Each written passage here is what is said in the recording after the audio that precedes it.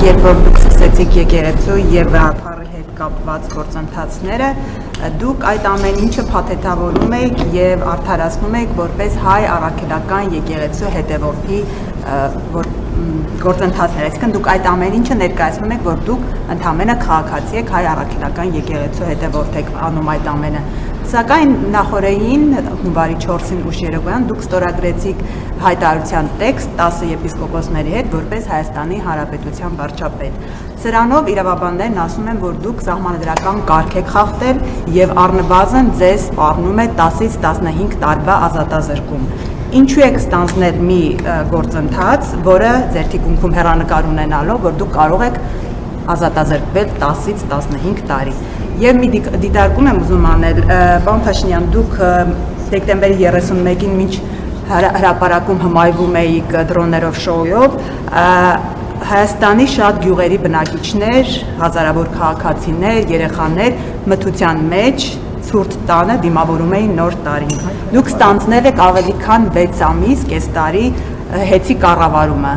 Ստացվում է, որ ոչինչ չի փոխվել, ավելի վատացել է իրավիճակը եւ ընդհանրապես մեկ մարդ է շահել Ռոմանոս Պետրոսյանը, որը Սամվել Կարապետյանի հաշվին լավ, այսպես աշխատավարձ է ստանում։ Նախ ես կարծում եմ, որ այն փաստը, որ մարդիկ եղել են մարդիկ, որ ամանորի գիշերը անցկացրել են հոսանքազրկված բնակավայրերում, ցույց է տալիս այն կառավարման արդյունքները, որ նախորդիվ շրջանում իրականացվել է Հայաստանի էլեկտրական ցանցերում եւ այն process-ները, որ վերջին ամիսներին դուք տեսել եք սկսած մայիսից, հենց դրա արդյունք են, որ Հայաստանի էլեկտրական ցանցերը չեն կատարել իրենց ներդրումային պարտավորությունները եւ մասնավորապես Հայաստանի մարզային բնակավայրերում։ Եվ 6 ամսվա ընթացքում, եթե 6 ամսվա ընթացքի process-ները տեղի չունենային,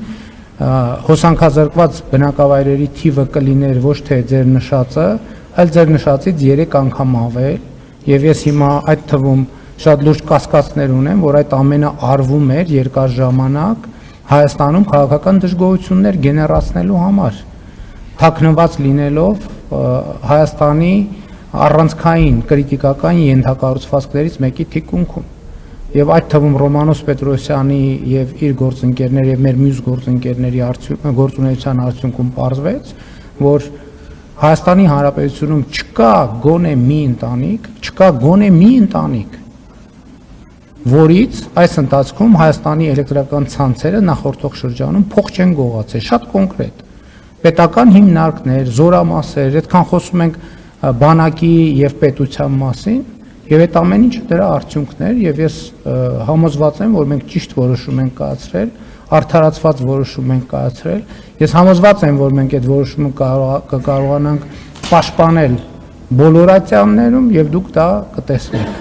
Այնպես որ ես ցավով եմ եւ ներողություն եմ խնդրում բոլոր այն քաղաքացիներից, ովքեր ամանորյա գիշերը մթության մեջ են դիմավորել, ներողություն խնդրում եմ այն բանի համար, որ այդ որոշումը, որ ես կայացրել եմ մայիսին, եւ այն պետությունը, կառավարությունը եւ պետական մարմինները են որոշումները, որ կայացրել են հետագայում, այդ որոշումները չեն կայացրել 3 տարի առաջ, 5 տարի առաջ, 7 տարի առաջ։ Այդտեղ մենք սխալվել ենք եւ մենք հիմա պետքա մեր սխալները ուղղենք։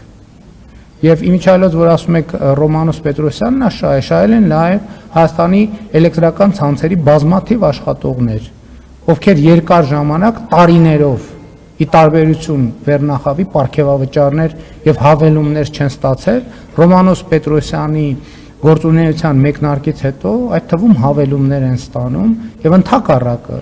ղեկավար կազմը չի ստանում այնքան հավելումներ։ Եվ դուք այնպիսի բացահայտումներ կտեսնեք, այնտեղ մարդիկ են եղել, որ տասնյակ միլիոնավոր դրամներով են հավելումներ եւ պարգևավճարներ ստացել։ Բայց ինչի՞ կառավարությունը մեկը 1000 դրամ պարգևավճար է ստանում, ամիսներով գրվում է դրա մասին։ Այդ ինչի՞ է մեր մամուլը լուր։ Հետաքրքիր է, այդ ինչի՞ է մեր մամուլը լուր։ Այդ ինչի՞ է մեր մամուլը լուր են դեպքերի մասին, երբ որ մեր հաշվի մարդիկ վարկեր են ստացել, տարել դրել իրանց անձնական, իրանց ընտանիքի անդամների, իրենց հորեղբայրների, մորեղբայրների, քեռիների, բաժանաղների, բիզնեսների մեջ։ Հետաքրքիր է, այդ ինչի՞ է մամուլը տենց լուր։ Ինչի այդ տասնյակ միլիոն եւ տասնյակ միլիարդ դրամները, որոնք գողացվել են Հայաստանի Հանրապետության կոնկրետ անուն ազգանուն հեռախոսի համար ունեցող հասցե ունեցող քաղաքացիներից բան են, հա, տենց ուշադրության արժանի չեն, այլ որևէ տեղում ենթադրենք 1000 դրամ ավել ծախսված որևէ միջոց կոնկրետ նպատակային դա է ուշադրության արժանի։ Ինչ ով է ձեզ ասել մասնավոր միջոցներ։ Էցի միջոցները ձևավորվում են Հայաստանի Հանրապետության քաղաքացիների, սպառողների վճարած վարձերից, վճարներից։ Հենց այդտեղ է որ այդ ամբողջ խնդիրը։ Հեծում չկա մասնավոր միջոց։ Հեծում մի րոպե սպասեք։ Հեծում կամ վերցրածա վարկեր, որի համար էլի վճարում ենք մենք, հեծում կամ գործում է էլեկտրոէներգիայի սակագինը, որի համար վճարում ենք մենք։ Դեռ քիչ չի, որ էլեկտրոէներգիայի սակագնի համար մենք վճարել ենք, քաղաքացիները վճարել ենք։ Հավելագրումներ են արվել պետական հիմնարկների վրա, մասնավոր հիմնարկների վրա։ Հայաստանի Հանրապետությունում մի ընտանիք չկա, որից հեծը ձեր նշած անձանց կառավարման շրջանում փող չի գողացել։ Մի այդպիսի ընտանիք չկա, մի այդպիսի հիմնարկ չկա, մի այդպիսի մարդ չկա, մի հոգի։ Երևի մենակ իրանցից էլ ըստ ամենայնի գողացած կլինի։ Ինչ վերաբերվում է Հայաստանի Առաքելական Սուրբ Եկեղեցու բարենորոգման խորհրդին, գիտեք, ես հիմա վարչապետ եմ, չէ՞ որպես ձեր առաջ հանդես գալ, ես քաղաքացի չեմ։ Ես քաղաքացի եմ նաև, ես Հայաստանի Առաքելական Սուրբ Եկեղեցու հետևորդ եմ նաև։ Հիմա ասենք այդ փարիսեցիությունը ինչի համար, շատ լավ ես կարող էի բան անել գրել Նիկոլ Փաշինյան Հայաստանի Հանրապետության քաղաքացի։ Եվ դուք այսօր բրիֆինգին հարց կտայիք։